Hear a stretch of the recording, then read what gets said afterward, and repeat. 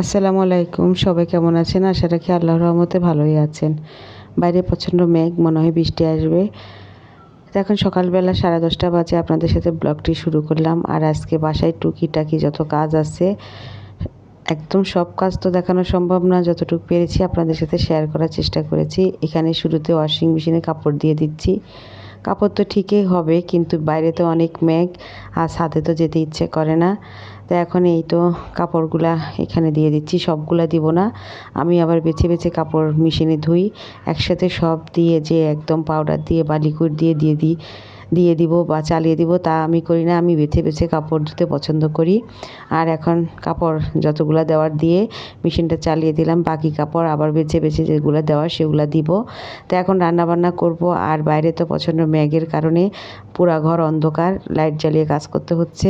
তারপরে আবার এই তো বারান্দা দিয়ে এসে দেখলাম পুরাই অন্ধকার হয়ে আসতেছে, এখনই মনে হয় ঝুম বৃষ্টি নামবে। আর রাত্রে যে ভাত রান্না করেছিলাম রাইস কুকারে, অনেকটা ভাত রয়ে গেছে। এখন এগুলোর সাথে পট মানে 2 ঢাকনা চাল দিয়ে ভাতগুলা গরম করে নিব। তো এই তো এটা হচ্ছে রাইস কুকারই সাথে ছিল এই ঢাকনাটা। তো আমি এটা দিয়েই চাল মাপি। আর এই তো এখানে 2 ঢাকনা দিয়ে দিচ্ছি। তা আমি যেভাবে রাইস কুকারে ভাত রান্না করি সেটা আমি আমার আরেকটা ব্লগে দেখিয়েছি। আর এখন চাল দিয়ে কীভাবে আমার বেঁচে যাওয়া ভাত দিয়ে আমি রাইস কুকারে রান্না করি সেটাও আজকে আপনাদের সাথে এখন দেখাবো। আর চলেন পুরো ব্লগটা দেখতে থাকেন। আজকে কি কি কাজকর্ম করি, আর এক হাতে অনেক কাজ করা লাগে। তো এখন ভাতটা বসায় দিব। আর আমি ভাতের পানি যে চাল যে ধুই, ওই পানিটা আমি ফেলে দিই না। এটা আমি আমার 2-3টা গাছ আছে, গোলাপ গাছ, বেলি গাছ, এগুলাতেই দিয়ে দিই। তো আজকে আর পানিগুলো রাখবো না, অলরেডি 2 বোতল এখনও জমা আছে। তো এখন পানিটা ফেলে দিচ্ছি। আর এখানে আবার চালটা একটু ভালো করে ধুয়ে তারপর ভাতটা বসায় দিব। এর মধ্যে চাল ধুতে ধুতে এত বাতাস হয়ে বৃষ্টি নেমে গেছে, পরে আবার যাই জানালা আটকালাম। আর এই তো রাইস কুকারটা অন করে দিলাম। আর এখানে মুসুরির ডাল এখানে রান্না করব। আর ডালটা আগে ভিজিয়ে দিব। আমি ডাল রান্না করার আগে সবসময় মুসুরির ডাল রান্না করার আগে আমি আগে ডালটা ভিজিয়ে দিই। আর ডালটা তো আমাদের বাসায় হরলিক্স যেরকম বাচ্চাদের রেগুলার খাওয়ার, ঠিক সেরকম রেগুলার খাওয়ারের মতো মাসে যে 6-7 কেজির মতো মানে মুসুরির ডাল আমার লেগে যায়। আর এখানে এই তো সকালবেলা যে নাস্তা করেছি টুকিটাকি এখানে রয়ে গেছে, প্লেট টেট আর বাকিগুলা গুছিয়ে রেখেছি, সেটা আর ক্যামেরাবন্দি করে নিয়ে এখন এগুলো গুছিয়ে রেখে তারপরে আর বাকি কী কাজ আছে দেখি। আর এই তো এখানে এখনও ভাতটা বলক আসেনি, এক বলক আসলে আমি সঙ্গে সঙ্গে ভাতটা দিয়ে দিব। তারপরে এখানে আবার গেলাম বারান্দা দেখতে, প্রচণ্ড বৃষ্টিতে বারান্দা গেছে একদম ভিজে। আর এই তো এখানে ভাতটা বলক এসে গেছে, এখন ভাতটা দিয়ে দিচ্ছি। তো একটা বলক আসলেই সঙ্গে সঙ্গে ভাতটা দিয়ে দিতে হবে, তারপরে সুন্দর ভাতটা সুন্দর হয়ে বসে যাবে। আর যে চালগুলা দিয়ে ভাতটা বসিয়েছি সেগুলো একদম সুন্দর এই পুরনো ভাতের সাথে এসে যায়। তো এখন ঢাকনা দিয়ে দিয়েছি। তারপরে আবার দেখাবো, এখানে ফ্রিজ থেকে মাছ বের করলাম। ঠিকই কাজ করতেছি কিন্তু মাথার ভিতরে তো ঘুরপাক, কোন মাছটা দিয়ে কোন তরকারি রান্না করা যায়, কিভাবে কি রান্না করা যায়। তো এখন মাছটা ভিজিয়ে দিলাম, শোল মাছ। আর এই তো ডালটা ধুয়ে এখানে ফ্রোজেন 2টা টমেটো দিয়ে দিলাম। আর সঙ্গে এখানে রসুন কুচি, পেঁয়াজ কুচি এগুলো সব দিয়ে দিব। পেঁয়াজ কুচিটা দিই না, শুধু বাগারের সময় রসুন কুচি আর পেঁয়াজ কুচিটা দিই।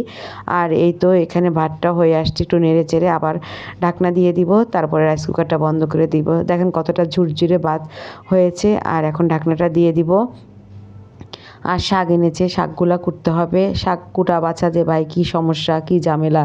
খেতে তো ভীষণ ভালো লাগে, কিন্তু কুটতে বাছতে তো অনেক কষ্ট হয়। আর ভাত হয়ে গেছে, প্রচণ্ড ধোঁয়া বেরোচ্ছে। তো এখন এগুলা নেড়ে চেড়ে আমি তারপরে রাইস কুকারটা বন্ধ করে দিব।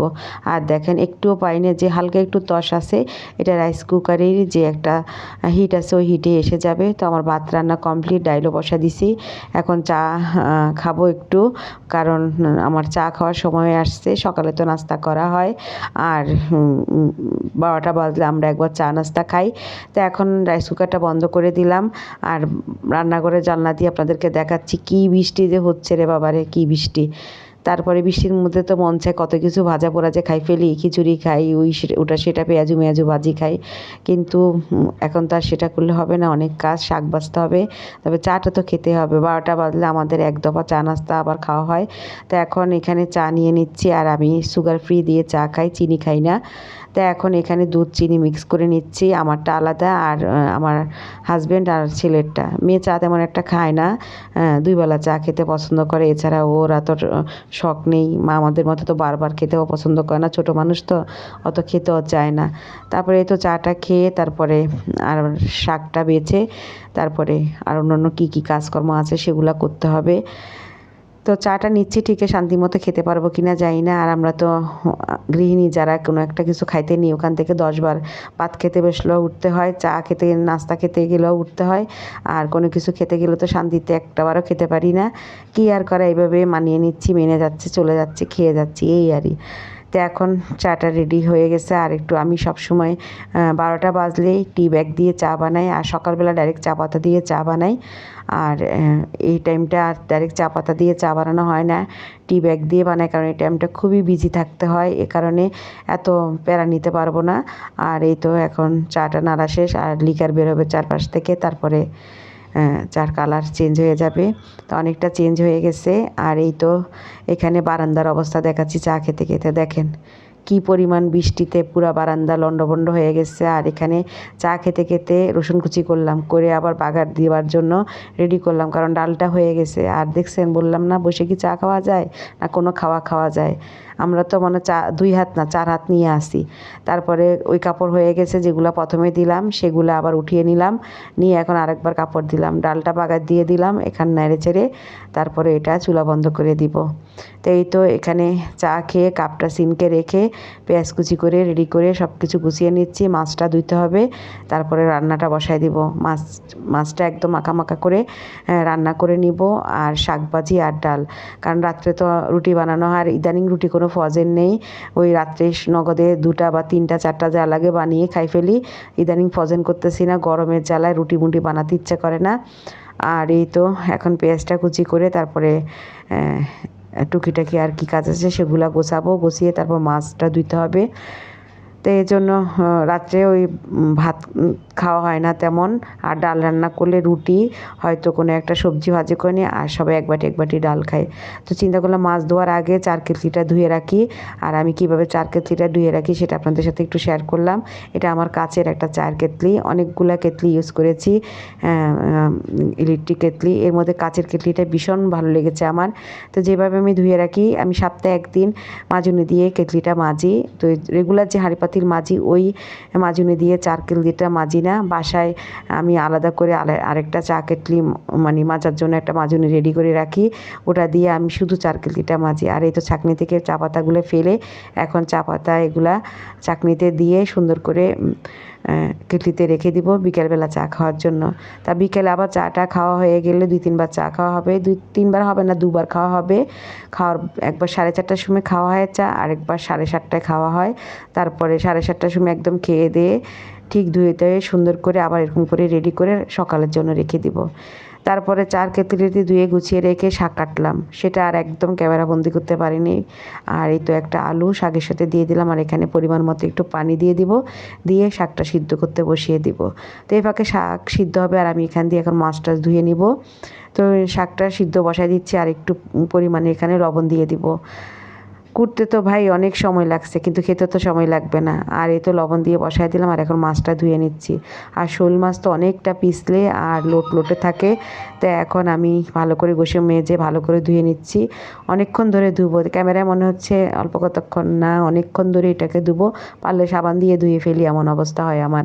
তারপরে এই তো ধুয়ে নিলাম। আর বললাম তো রাত্রে রুটি খাই, এর জন্য 4 পিস মাছ, 4 জনের জন্য শাক ভাজি আর ডাল। এ কারণে আমি একবারে দুপুরে রান্না করি অল্প পরিমাণে, কারণ আমার আবার পুরনো জিনিস বাসি জিনিস তেমন একটা খেতে ভালো লাগে না। এই তা এখন শাকটা সিদ্ধ হয়ে গেছে, এখানে নামিয়ে আমি এখন শাক ভাজিটা বসাই দিচ্ছি। এখানে রসুন কুচি আর কাঁচামরিচ, আমি পেঁয়াজ দিয়ে শাক ভাজি করি না, রসুন কুচি কাঁচামরিচ কুচি আর সামান্য পরিমাণ জিরে, ধনিয়া গুঁড়া আর লবণ তো সিদ্ধ করার সময় দিয়েছি। তো এখন শাকটা দিয়ে দিব, একটু হালকা বাদামি কালার হয়ে গেছে। তো এখন শাকটা দিয়ে শাকটা ভেজে টেজে নামিয়ে নিয়ে তরকারিটা বসাই দিব। তো শাক হয়ে গেছে, কড়াইটা ধুয়ে আবার এই কড়াইয়ের মধ্যে আমি মাছটা বসাই দিচ্ছি। তো এখানে আমি তেল দিয়ে দিলাম পরিমাণ মতো, আর আমি চামচ দিয়ে তেল দিচ্ছি। আমার সেদিন পিঠা বানিয়েছি, অনেকগুলা তেল হয়ে গেছে, পরে আমি নিতে পারতেছিলাম না কিভাবে ঢেলে নিব, সেই জন্য চামচ দিয়ে দিচ্ছি, কেউ কিছু মনে করবেন না। আর এখানে পেঁয়াজটা ভাজা হয়ে গেছে। আর এখন এখানে আমি রসুন পেস্ট, হলুদ, মরিচ, জিরে, ধনিয়া, স্বাদ মতো লবণ সব কিছু দিয়ে বসিয়ে দিলাম।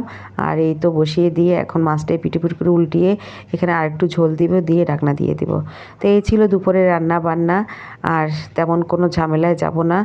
আর বৃষ্টি তো হয়ে চলেছে, দেখি বৃষ্টি থামলে তারপরে কাপড় চোপড়গুলো বারান্দায় মেলে দিব। তো রেডি শাকভাজি, মাছ একদম মাখা মাখা, আর ডাল আর ভাত। তারপরে বারান্দা মুছে, ঘরবাড়ি মুছে তারপরে গোসল করে ভাত খেয়ে আর ব্লগ শেয়ার করে নিই। আর এখন বিকালবেলা এই তো এখানে চানাচুর নিয়েছি, চানাচুরগুলো এখন মাখবো। এই চানাচুরগুলো খেতে ভীষণ ভালো লাগে। আর এখানে আমি চানাচুর মাখার জন্য যা যা নিয়েছি, এখানে কাঁচামরিচ, পেঁয়াজ, টমেটো আর হচ্ছে শসা। তো চাকচাক করে কেটে নিয়েছি শসাগুলো আমি। আর এখানে একটু লবণ দিয়ে দিলাম, আর সর্ষের তেল অল্প পরিমাণ। এর আগেও মেখেছি আরেকদিন কাঁচা ছোলা, কাঁচা বুট দিয়ে, মানে কাঁচা ছোলা আর হচ্ছে সিদ্ধ ছোলা দিয়ে মেখেছিলাম। তো এখন আজকে শুধু এগুলো দিয়ে মাখছি। কাঁচা ছোলা আর সিদ্ধ ছোলা তো সবসময় বাসায় থাকে না। তারপরে এই তো এখন মেখে তারপরে বিকেলবেলা খাবো, আর সঙ্গে চা। একবার 4:30টার দিকে চা খাওয়া হয়েছে। আমরা 4:30টায় একবার চা খাই, আর একবার রাত্রে 7:30টার সময় খাই। তাই এখন এগুলা খেয়ে তারপরে চা খাবো। তো আজকে সারাদিন আপনাদের সাথে যতটুকু পেরেছি আমার সংসারের কাজকর্ম ততটুকু তুলে ধরেছি। আর বিকেলবেলা থেকে তেমন কিছু কাজ করার নেই। এখন এইগুলা খেয়ে রাত্রে রুটি বানাবো, কারণ বাসায় কোনো ফ্রোজেন রুটি নেই। আর সকালবেলা ব্রেড খাওয়া হচ্ছে, কলা দিয়ে ডিম পোস্ট আর চা খাওয়া হচ্ছে।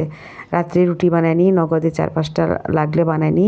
এই তো আরেকটু নিয়ে নিলাম চানাচুর, নিয়ে এবার ভালো করে মেখে অল্প পরিমাণে সবাইকে বাটিতে দিয়ে দিব, আর নিজেও একটু বসে খাবো যদি পারি। এখন বসে খেতে বললে হয়তো এই টাইমে কাজ থাকে না তেমন, কিন্তু হয় মোবাইল আসবে, না হলে কেউ কলিং বেল দিবে, একটা না একটা ব্যাপার থাকে। তো মাখা কমপ্লিট হয়ে গেছে, দেখেন কতটা সুন্দর হয়েছে।